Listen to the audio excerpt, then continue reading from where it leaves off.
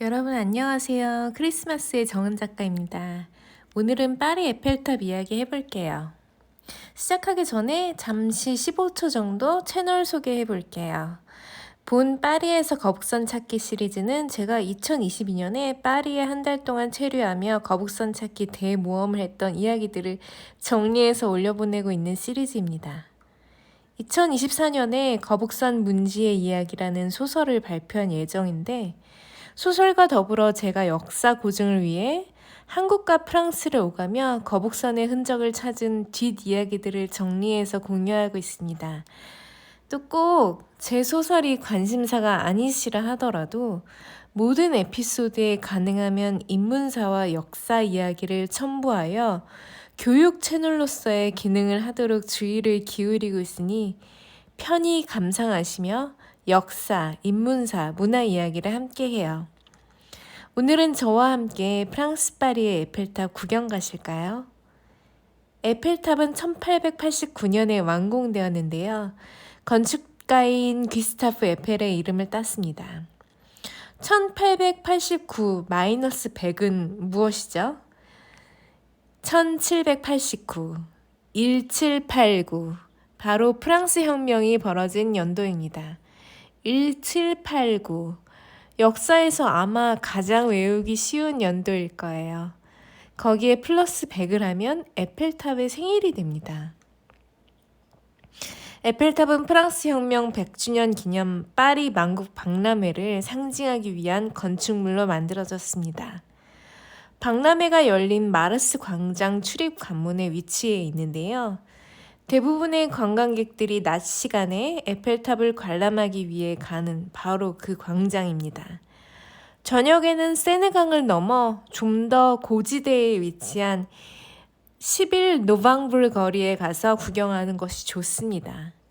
에펠탑이 전체적으로 다 보이기 때문입니다. 높이가 324m인데 이는 약 81층 건물과 비슷한 높이입니다.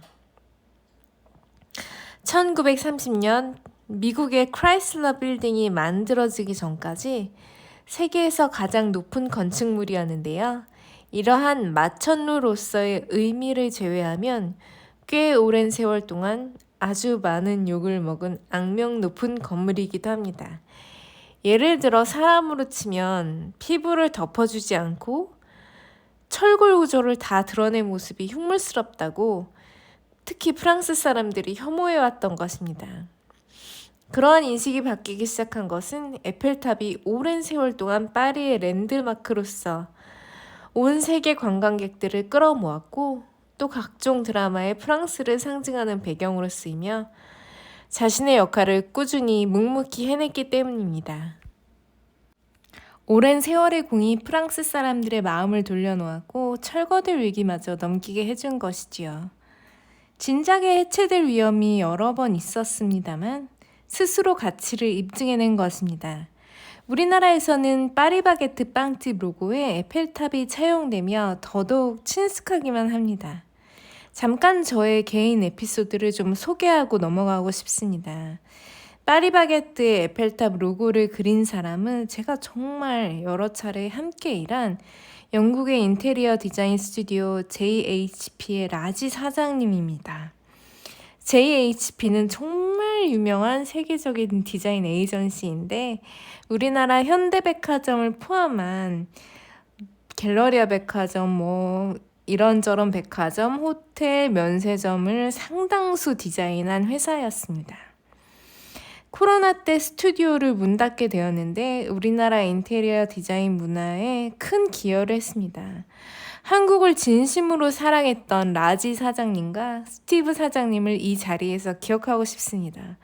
여러분, 이렇게 성실한 외국분들의 노력이 이 땅에 뿌려졌던 것을 함께 기억해 주세요. 참 감사합니다. 저는 파리바게뜨 로고를 볼 때마다 같이 일했을 때의 기억이 떠오릅니다. 파리 에펠타워는 그렇게 세계인들의 가슴속에 각기 다른 추억의 아이콘이 되었습니다.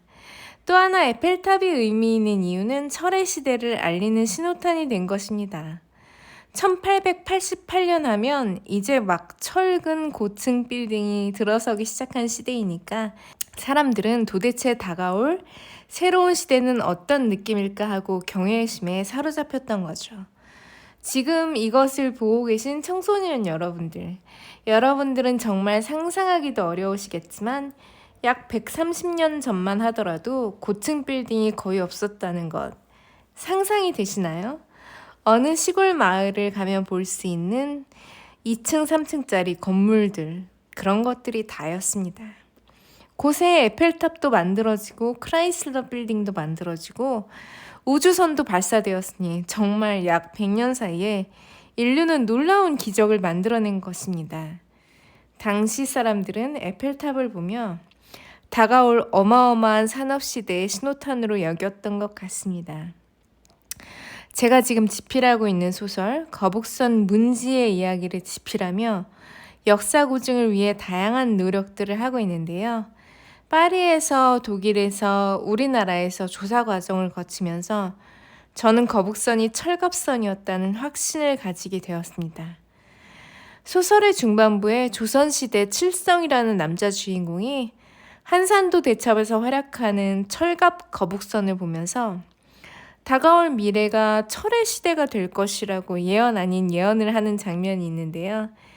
그때가 1592년이었죠. 임진년이니까요. 철을 다루는 기술은 고려시대와 조선시대에 우리나라가 세계 최고였던 것 같고 그 후 약 300년 후인 유럽과 미국에서 산업혁명의 물결을 타고 또다시 한번 절정을 이루게 됩니다. 오늘 에펠탑에서 저와 함께 짧은 인문사 산책을 하며 행복하셨길 바랍니다. 그러면 유럽에서 거북선 찾기 여행 남아있는 에피소드 약 6편을 통해 왜 프랑스에 우리나라 중요한 보물이 많이 숨겨져 있는지 또 왜 거북선이 철갑선이라고 주장하는지를 더 말씀드리도록 하겠습니다. 멋진 크리스마스 되세요. 이 에피소드를 집필하는 2023년 12월 24일 올해는 화이트 크리스마스였습니다. 여러분 행복하세요. 함께 해주셔서 감사합니다. Thank you so much.